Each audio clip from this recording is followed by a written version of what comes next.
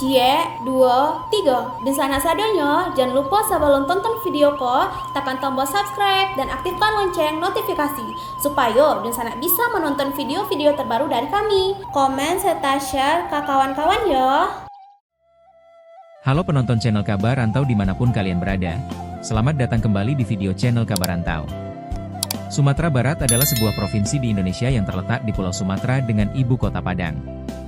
Provinsi Sumatera Barat ini terletak sepanjang pesisir barat Sumatera bagian tengah, dataran tinggi Bukit Barisan di sebelah timur, dan sejumlah pulau di lepas pantainya seperti Kepulauan Mentawai. Penduduk Sumatera Barat sebagian besar berasal dari etnis Minangkabau. Kota ini juga terkenal akan masakannya. Selain menjadi selera sebagian besar masyarakat Indonesia, masakan Padang ini juga populer sampai mancanegara. Restoran Padang banyak terdapat di seluruh kota besar di Indonesia. Sumatera Barat terkenal sebagai salah satu destinasi wisata di Indonesia yang terletak di pesisir barat laut Pulau Sumatera. Wilayah ini dikaruniai keindahan panorama alam, keunikan adat istiadat, ragam kuliner, kesenian, dan situs bersejarah. Kali ini kita akan membahas tentang sosok legend Purnawirawan Djamari Tjaniago, prajurit dari ranah Minang yang kini jadi Menko Polkam era Prabowo. Yuk ditonton videonya sampai selesai, dan sebelum itu jangan lupa untuk subscribe, like, komen, dan aktifkan notifikasi agar Dunsana tidak ketinggalan dengan video-video terbaru kami. PR pertama Pak dari Presiden Pak. Kan kemarin ada tuntutan publik untuk reformasi Polri, itu apakah itu akan jadi salah satu prioritas Bapak sebagai Menko? Tadi sudah disebutkan ada ketua badan. Siapa tadi, Pak Doviri? Apa lagi? PR pertama dari Presiden apa Pak? PR pertama. Arahan dari Presiden. Iya Pak. Presiden Prabowo Subianto resmi melantik Djamari Tjaniago sebagai Menteri Koordinator Politik dan Keamanan, Menko Polkam, menggantikan posisi Budi Gunawan setelah reshuffle kabinet beberapa waktu lalu. Penunjukan Djamari sebagai Menko Polkam ini di luar prediksi sebagian orang karena yang bersangkutan jarang muncul dan terlibat aktif dalam dunia politik nasional. Namun sosok Djamari ini sangat akrab dengan Presiden Prabowo karena sama-sama berada dalam satu partai politik yakni Gerindra. Djamari merupakan purnawirawan TNI lulusan Akademi Angkatan Bersenjata Republik Indonesia, AKABRI, tahun 1971 dari Korps Infanteri. Dia merupakan junior atau angkatan dari Luhut Binsar Panjaitan yang merupakan lulusan AKABRI tahun 1970. Djamari juga memiliki kedekatan dengan Presiden Prabowo Subianto dan Menteri Pertahanan, Menhan, Djafri Syamsuddin. Keduanya merupakan bekas anak buah Djamari di Korps Kopassus. Pasalnya Prabowo dan Djafri merupakan lulusan AKABRI 1974 dari Kesatuan Kopassus. Pria kelahiran Padang, Sumatera Barat, Sumbar, 8 April 1949 ini pensiun dengan berpangkat Jenderal Bintang 3, Letnan Jenderal Letjen. Djamari pernah menduduki sejumlah jabatan strategis selama berkarir di militer. Peneliti dari ISEAS, Yusof Ishak Singapura Made Supriyatma menambahkan, Prabowo dan Djamari berhubungan karib sejak lama. Penempatan Djamari di DKP pada 1998, disebut Made tak lebih dari upaya menyeimbangkan komposisi perwira tinggi TNI di badan ad hoc tersebut. Made mengutip buku Sintom Panjaitan yang mengisahkan insiden saat Prabowo melancarkan protes ke Habibie, kala itu menjabat presiden, yang memilih Jani Lumintang sebagai Panglima Komando Cadangan Strategis Angkatan Darat, Pangkostrat, untuk menggantikannya.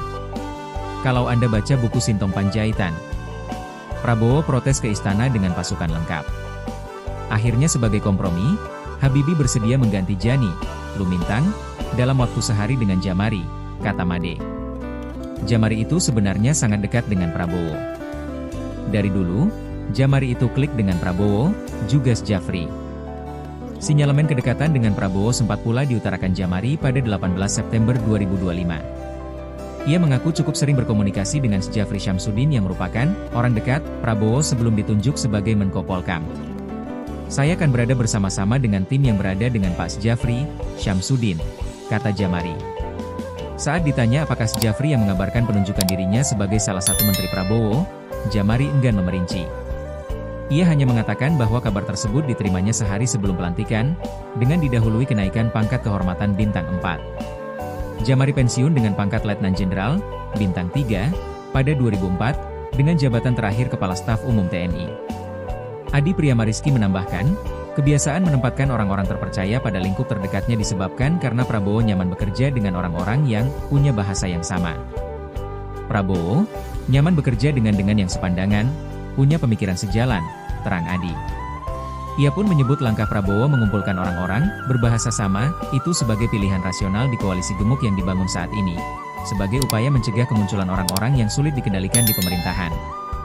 Dengan adanya sosok sepemahaman, kemungkinan tercerai-berai bisa diminimalisasi.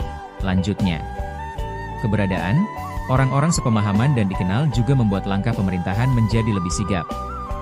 Apalagi Prabowo punya kecenderungan mengeksekusi suatu masalah dengan cepat. Made Supriyatma menilai, penempatan orang-orang terdekat ke lingkaran kekuasaan oleh Prabowo bukan soal nyaman atau tidak nyaman. Menurutnya, Prabowo adalah sosok yang memang hanya mempekerjakan orang-orang yang ia percaya. Kebetulan, terang Made, hampir semua orang lama. Dan, orang-orang yang sempat tersingkir ini sekarang pelan-pelan kembali ke kekuasaan, dengan Prabowo sebagai lokomotifnya. Djamari Chaniago bukanlah sosok asing di kancah militer dan politik Indonesia. Ia adalah seorang purnawirawan TNI Angkatan Darat dengan rekam jejak yang panjang. Jenderal Bintang 3 ini dikenal memiliki pengalaman luas, terutama dalam memimpin kesatuan-kesatuan strategis di lingkungan TNI. Ia memulai karir militernya setelah lulus dari Akademi Militer, Akabri, pada tahun 1971. Sejak saat itu, ia mengabdikan dirinya selama lebih dari 3 dekade di Satuan Infanteri, khususnya di jajaran Komando Cadangan Strategis Angkatan Darat, Kostrad. Selama karir militernya, Djamari menduduki berbagai posisi komando yang penting. Ia pernah dipercaya sebagai Komandan Yonif Linut 330 Tridharma dan Komandan Kodim 0501 Jakarta Pusat. Posisi-posisi ini membentuknya menjadi seorang pemimpin yang matang dan berpengalaman. Puncak karirnya di dunia kemiliteran ditandai dengan jabatannya sebagai Panglima Kodam 3 Siliwangi pada 1997 hingga 1998. Tidak lama setelah itu, ia dipercaya sebagai Panglima Komando Cadangan Strategis Angkatan Darat, Pangkostrat, pada periode 1998 hingga 1999, sebuah posisi yang sangat strategis dalam struktur TNI. Saat itu, dia menggantikan posisi Prabowo Subianto yang diberhentikan saat pecah kerusuhan 1998. Sebelum memasuki masa purnawirawan pada tahun 2004, Djamari juga menjabat sebagai Wakil Kepala Staf TNI Angkatan Darat dan Kepala Staf Umum, Kasum, TNI. Pengalamannya yang luas di berbagai level komando membuatnya sangat familiar dengan isu-isu politik dan keamanan, baik di dalam maupun luar negeri. Di masa transisi politik Indonesia, Djamari Chaniago juga turut berkontribusi di ranah legislatif. Ia sempat menjadi anggota Majelis Permusyawaratan Rakyat, MPR, RI mewakili fraksi utusan daerah Jawa Barat, 1997-1998, dan fraksi ABRI, 1998-1999. Kehadirannya di parlemen memberikan perspektif militer dalam perumusan kebijakan nasional. Ia tetap aktif dalam kegiatan sipil, salah satunya dengan menjabat sebagai Komisaris Utama PT Semen Padang. Aktivitasnya ini menunjukkan kemampuannya untuk beradaptasi dan berkontribusi di luar lingkungan militer. Djamari Chaniago juga dikenal sebagai sosok yang peduli pada lingkungan sosial. Ia pernah terlibat dalam berbagai kegiatan sosial, termasuk memimpin komunitas motor besar, Moge, di Sumatera Barat. Keterlibatannya ini menunjukkan sisi lain dari seorang jenderal yang humanis dan dekat dengan masyarakat. Sebagai bentuk pengakuan atas pengabdiannya, Djamari telah menerima berbagai penghargaan dan tanda kehormatan, baik dari dalam maupun luar negeri.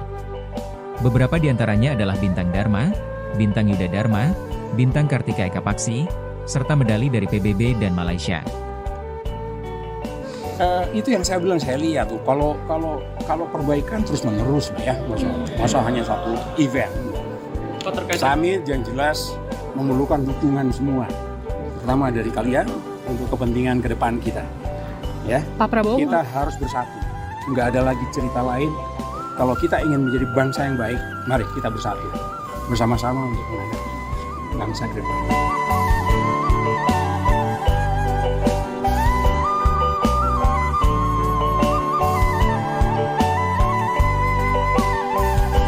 Sekian mungkin sedikit cerita tentang sosok legend, purnawirawan, Djamari Chaniago, prajurit dari ranah Minang yang kini jadi Menko Polkam era Prabowo. Semoga bisa menambah pengalaman dan ilmu teman-teman.